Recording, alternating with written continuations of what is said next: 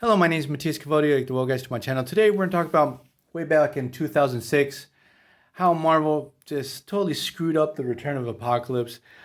Apocalypse is one of my all-time favorite villains. Like Age of Apocalypse, I really love that story. His first appearance, his confrontations against X-Factor. The time X-Factor and the Inhumans team up to fight against Apocalypse on the blue side of the moon. During the Executioner song. Always loved Apocalypse as a villain and the whole idea of the Four Horsemen.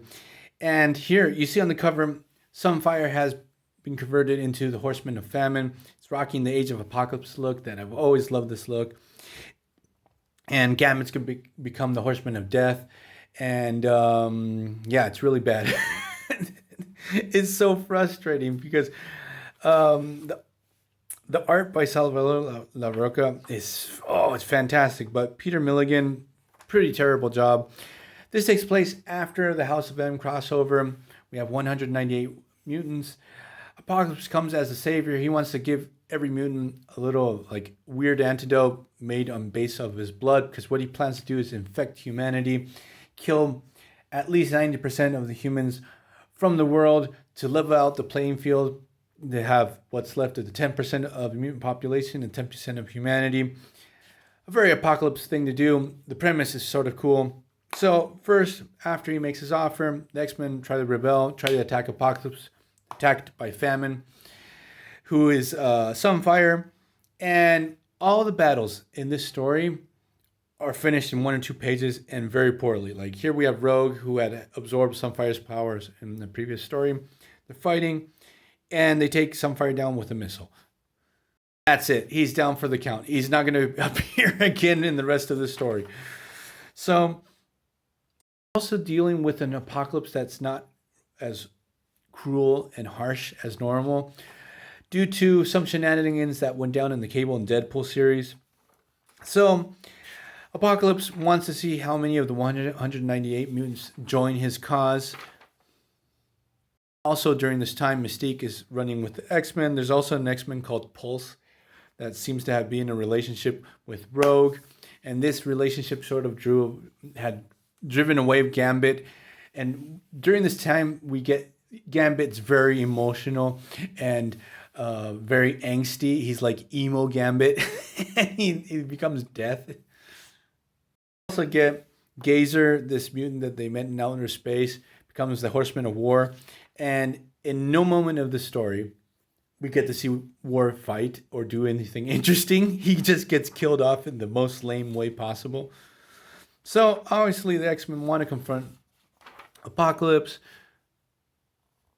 They see that Gambit has been converted into Death. The look is really cool, but also, all the fight scenes with Death are super lame. He gets this new power with Death Gas. He uses once, and it doesn't kill anyone.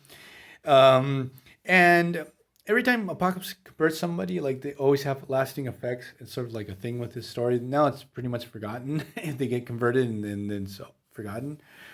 In the case of Gambit, being Death sort of stuck around for a while, even up to the point when they reached Utopia. And so here we have angsty Gambit, broke up with Rogue. He's sort of butthurt about that. But he wants to become a horseman so he can keep a close eye on Apocalypse. And that logic is not working very well for him. So after a brief little skirmish, the whole antidote that Apocalypse had made to keep mutants safe from the pest of plague he's going to unleash on the world is destroyed by accident by Havoc. So Apocalypse, he says, fuck it, I'm going to go through with his plan. Anyone that survives is going to be strong enough. But Gambit as Death is a complete fuck up during the whole story. Sorry if I'm cursing, but it's so frustrating. And they really build up Plague, who's Polaris, in this story that she's going to be like the big bad. She's going to unleash this virus. And she's taken down off panel. You don't see her do anything in the whole story. So, also, Apocalypse had destroyed all the Sentinels. So, we get the new second generation of Sentinel-1 program that this looks pretty awesome. Like, it's a war machine Sentinel. He's actually piloted by Rhodey. We have the new Avengers joining in on the battle against Apocalypse. And the final battle against Apocalypse, it's terrible. Like, it's just one page. We don't even get to see a smackdown. War gets stabbed from behind. Apocalypse actually makes a run for it and seemingly dies in an explosion. Plague is defeated off panel, which that's always terrible to do. And then we have like an epilogue where Apocalypse, who thought he died, he's rescued by Celestials. He said, Celestials tell him, you're about part of our fantastic plan for the universe and for humanity. So you still have to be alive. And after that, for some reason, Sunfire and Gambit want to kidnap Polaris, who was a horseman. Their logic is, now we've all been tainted by Apocalypse. We have to be friends. And this story is just terrible. So if you like it, good for you. I was very frustrated. Again, he's my favorite villain. They totally screwed it up. They screwed up the 12 story arc too. The biggest Apocalypse story ever that they took 10 years to build up, and they dropped the ball with that one too.